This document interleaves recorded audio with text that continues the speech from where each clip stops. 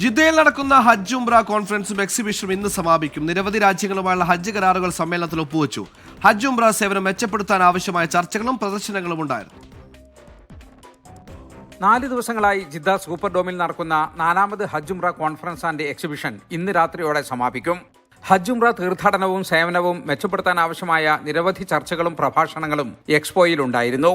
Hospitality, transportation മേഖലകളിൽ തീർത്ഥാടകർക്ക് സേവനം ചെയ്യുന്ന നിരവധി കമ്പനികൾ പുതിയ സേവന പദ്ധതികൾ പരിചയപ്പെടുത്തി. പുണ്യസ്ഥലങ്ങളിൽ കൂടുതൽ തീർത്ഥാടകരെ ഉൾക്കൊള്ളാവുന്ന മൾട്ടി സ്റ്റോറി ടെന്റുകളും ടെന്റുകൾക്കുള്ളിലെ താമസ സൗകര്യവുമെല്ലാം പ്രദർശിപ്പിച്ചു. പ്രവാചകന്റെ കാലത്തെ മദീനയുടെ 3D ദൃശ്യങ്ങൾ സന്ദർശകർക്ക് നവ്യാനുഭവമായിരുന്നു. ഇവര് 2030 മിഷനായിട്ട് ഇവര് ചെയ്തു കൂട്ടുന്ന പല നമ്മുടെ ഹോസ്പിറ്റാലിറ്റി ആയാലും പിന്നെ ബാക്കിയുള്ള അതിനോടനുബന്ധിച്ചിട്ടുള്ള ഭാവിയിലെ ഫ്യൂച്ചറിൽ ഇവര് സൗദി ഗവൺമെന്റ് ഹജ്ജ് ഉംറയുടെ എന്തൊക്കെയാണ് ഇവരെ പ്ലാൻ, അതൊക്കെ ഇതിലുണ്ട്. പിന്നെ വളരെ സന്തോഷം എന്നുള്ളതെന്ന് പറയാനുള്ളത്, നമ്മുടെ ഇവിടെ ഒരു AI വീഡിയോ ഉണ്ടായിരുന്നു.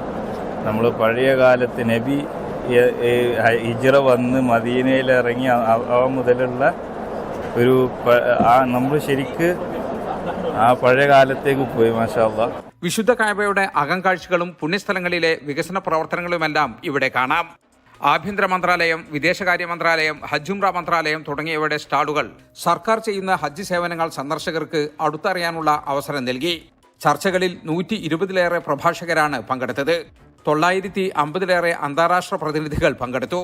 ഇന്ത്യ ഉൾപ്പെടെ നിരവധി രാജ്യങ്ങളുമായുള്ള ഹജ്ജ് കരാർ സമ്മേളനത്തിന്റെ ഭാഗമായി ഒപ്പുവെച്ചു.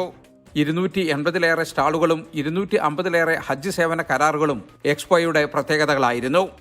അബീർ മെഡിക്കൽ ഗ്രൂപ്പ് ഉൾപ്പെടെയുള്ള ആരോഗ്യമേഖലയിലെ സ്ഥാപനങ്ങളും എക്സ്പോയുടെ ഭാഗമായി.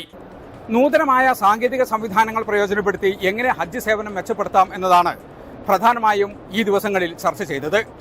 ലോകത്തിന്റെ വിവിധ ഭാഗങ്ങളിൽ നിന്നുള്ളവരുടെ സാന്നിധ്യം കൊണ്ട് ശ്രദ്ധേയമായിരുന്നു എക്സിബിഷൻ. ജിദ്ദ സൂപ്പർ ഡോമിൽ നിന്നും ജലീൽ കണ്ണമംഗലം, 24.